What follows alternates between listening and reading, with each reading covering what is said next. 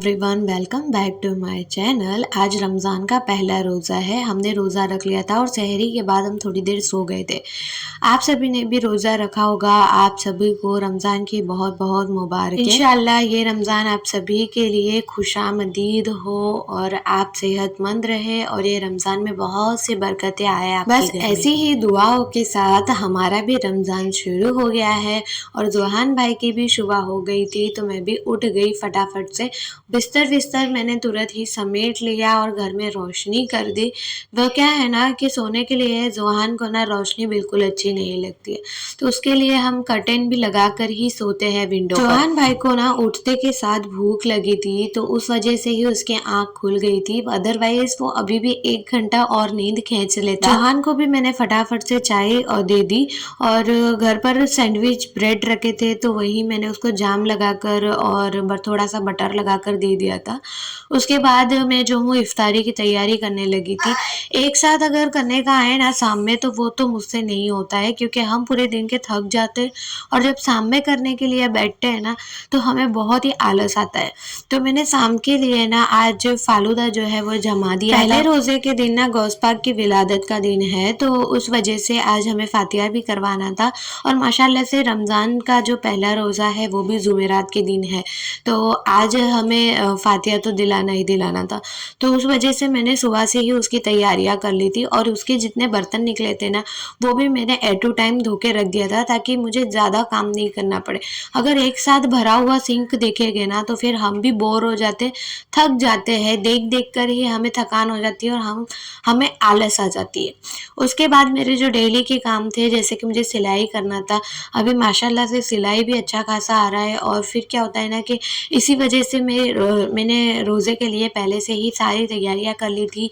थोड़ा सा फ्रीज करके भी रख दिया था, ताकि मेरा एक्स्ट्रा टाइम ना जाए, मुझे दोपहर से बैठना नहीं पड़े कोई भी रेसिपी के लिए। उसके बाद भी जोहर का वक्त हो गया था, तो मैं और जोहान दोनों ने साफ सफाई की पूरे घर की और हम दोनों नहा धोकर ना हम नमाज के लिए आ गए थे।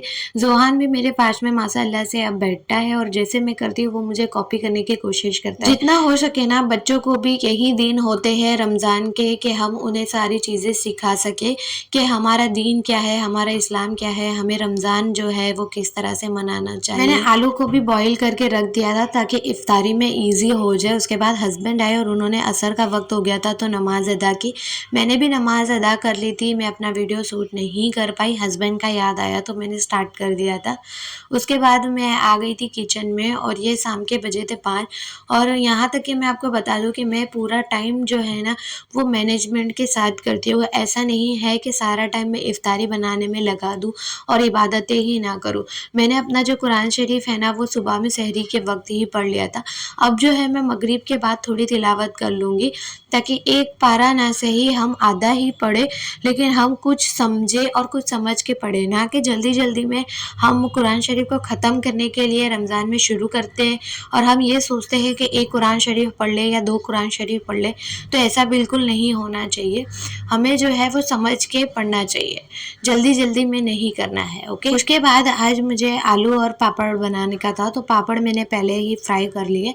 उसके बाद हस्बैंड ने मेरी काफ़ी सारी हेल्प कर दी थी, तो मैंने आलू भी जो है वो बनने के लिए छोड़ दिए थे। और उसके बाद जो मैंने आपको बताया था कि जुमेरात भी है और गोश्त पाक के विलादत का भी दिन है, तो हस्बैंड और जो मेरा बेटा है वो दोनों मिल के बैठ गए थे और उन्होंने फातिहा किया, तब तक कि मैंने इफ्तारी की तैयारियां की। फातिहा हो गया, उसके बाद हस्बैंड जो है वो जोहान को काफ़ी सारी इस्लामी कहानियाँ सुनाते हैं।